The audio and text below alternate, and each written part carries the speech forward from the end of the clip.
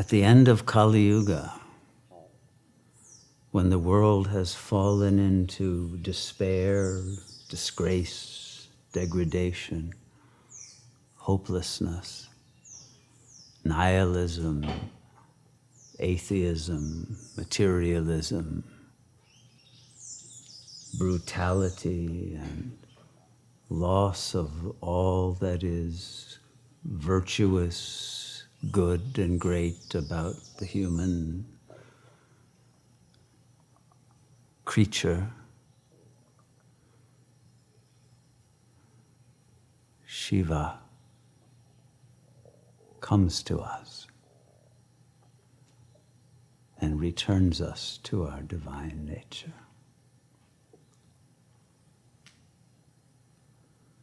What could be a greater gift?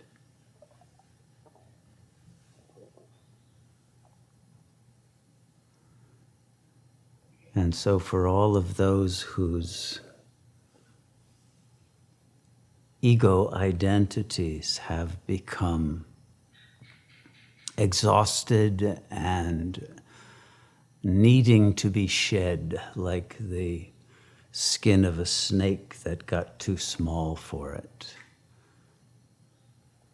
and one can no longer live comfortably in one's skin because one's soul requires an infinite habitat in which to thrive and to spread out the wings of our soul's nature to fly into the empyrean of divine light and love and joy and recede from a world of terror and of apparent injustice and evil. It's at that moment that the infinite goodness of God returns to the world for the salvation of every soul who seeks it.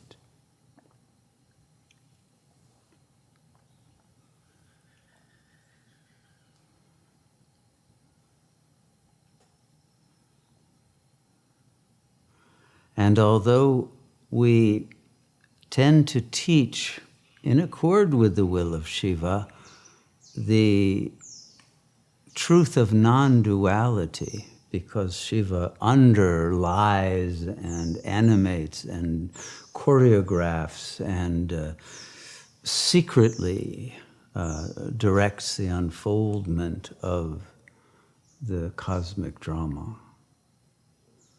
But the truth is that the return to Shiva consciousness must pass through a very extreme level of duality to reach Shiva. And you know, the word Advaita doesn't really mean non-duality. It's really very badly translated. It means not two. But not two means negative two, if we're using mathematical terms. But in mathematics, negative two and positive two are not different. And because we use language and abuse language and have become trapped in a prison of language, Shiva must reach us in part through the gateway of language. And language is always divided between the signifier and the signified.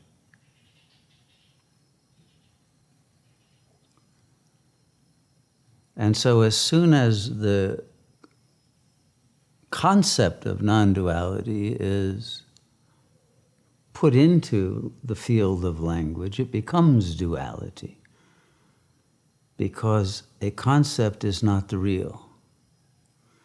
And the signifier and the signified are always separated.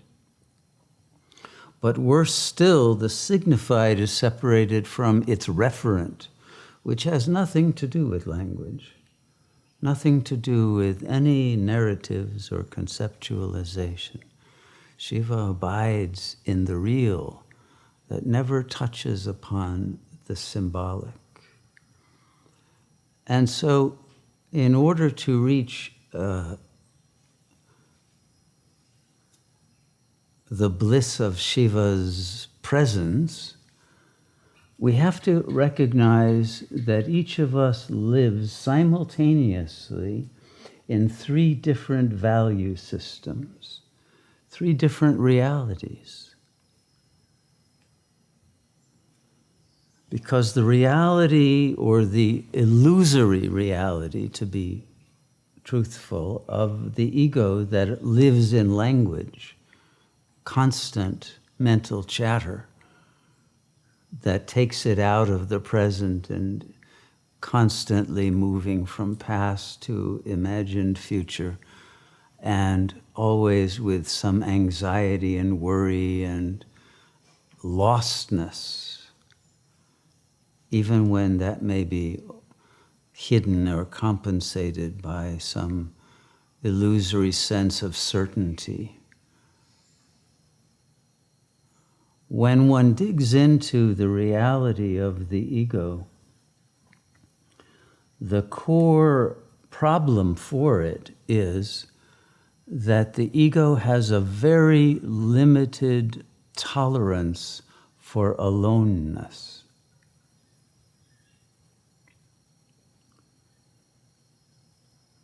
And because of that, it creates dependencies upon others in the physical plane and upon things and substances and situations, etc., that give it a sense of meaningfulness and of being loved, because the love of God is not real enough for the ego, because it lives in the imaginary, not in the real.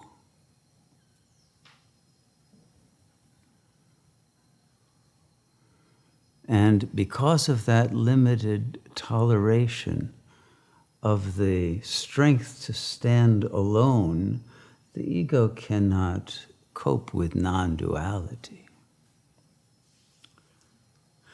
And so whatever occurs to the ego comes in the form of karma. And karma eventually produces suffering. Karma for the ego is a kind of poison, but a poisonous residue of its own need to avoid loneliness. Because that always has the price that one pays for some kind of dependency.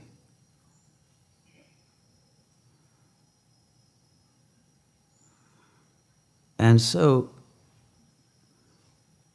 at the same time that the ego is losing its capacity for coherence, because once you lose the ability to know yourself, you cannot really know anything accurately. And the ego's knowledge base becomes contaminated by karmic deferrals of truth. And because karma does not, at least through a lot of the situations that we go through, result immediately in the law's consequences, the ego has a margin of opportunity to create a faulty understanding of why what happened had to happen.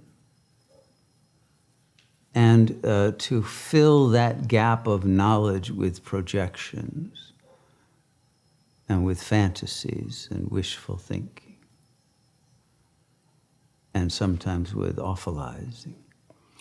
But at the same time that this is happening, at the soul level, the individual's intelligence is increasing from the amount of suffering that one receives. Because for the soul, the world is not a reality. It's not a place to get lost. It's a dream which contains the information of divine presence, the wisdom of understanding karma and of understanding that which is beyond the field of karma and beyond the veils that produce that illusion.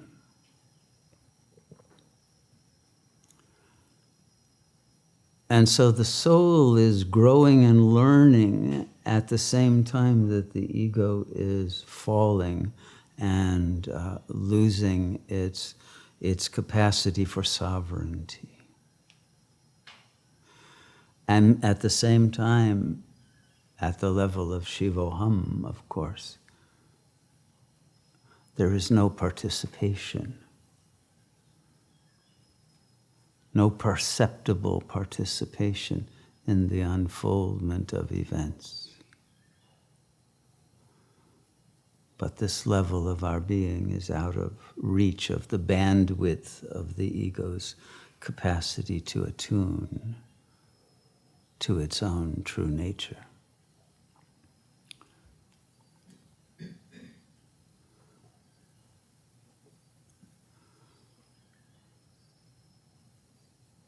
And so the way back to Shiva's heart for a yogi comes through surrender. In the same way that because everything is fractally self-similar at every level, even though at the phenomenal level it's a bizarre form of almost cartoonish parody of what goes on at the highest levels, still there's a similarity. So in the phenomenal plane now, the human creatures are being enslaved into a digital tyranny, enslaved in a way that they never were before.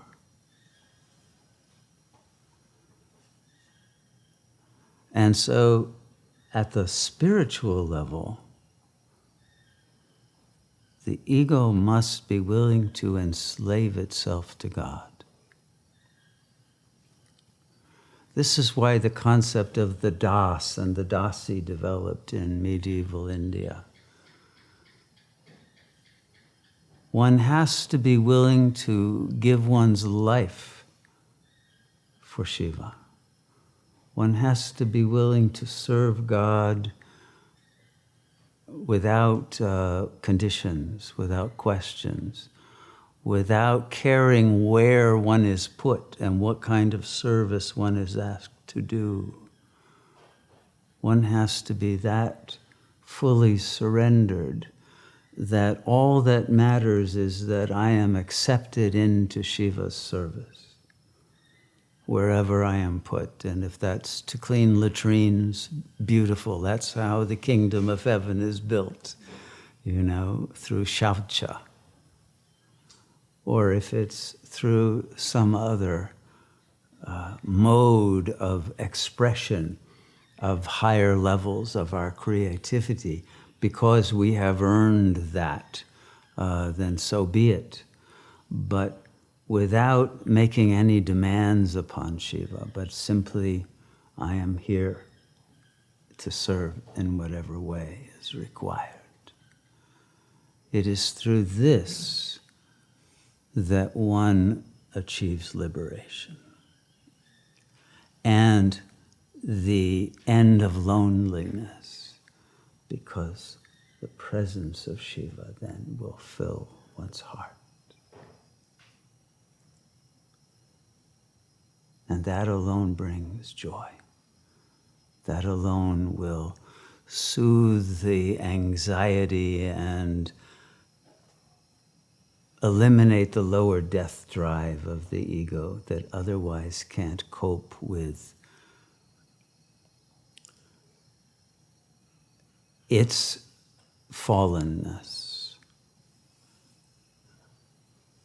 its lostness, its weakness. And strength comes through that surrender, as well as wisdom and all of the other gifts that Shiva gives. And at some point, one may be lucky enough to be appointed as one of Shiva's attendants.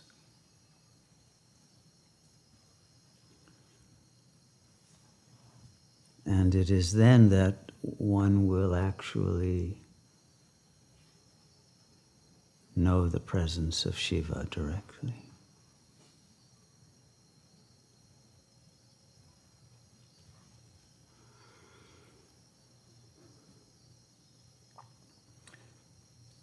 At the end of time, Shiva comes in a very unusual form, which is known in India as the Kalpa Vriksha.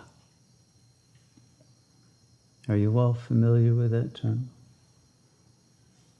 I've mentioned it a number of times here, but I'll explain it. Kalpa means the cycle of time, and the cycle of time, for all intents and purposes, is life. It's the lifespan of the cosmos. And so we could say it is eternal life in the sense that there is nothing outside that. And so the Kalpa Vriksha means the tree.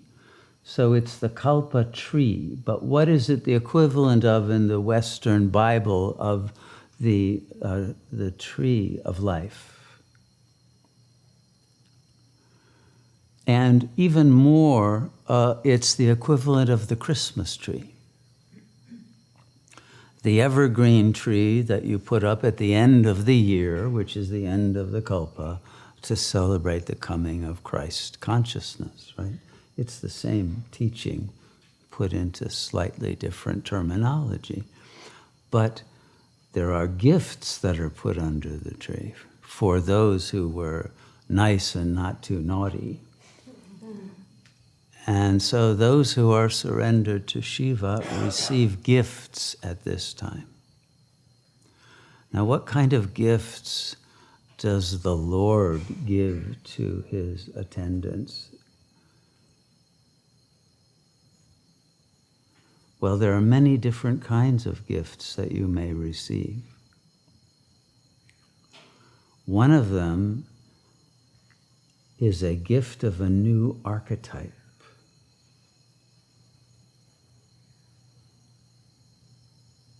Because many people have either misplaced their archetype or it has become somewhat tarnished or degraded or not entirely clear in its divine nature. And so they cannot fully live the power of the archetypal self. That is always intended by Shiva as the garment of the soul. And the archetypal nature of the soul's relationship to Shiva determines the karma of the entire cycle of time, because it goes through the various phases and permutations of the archetypal blossoming and expression.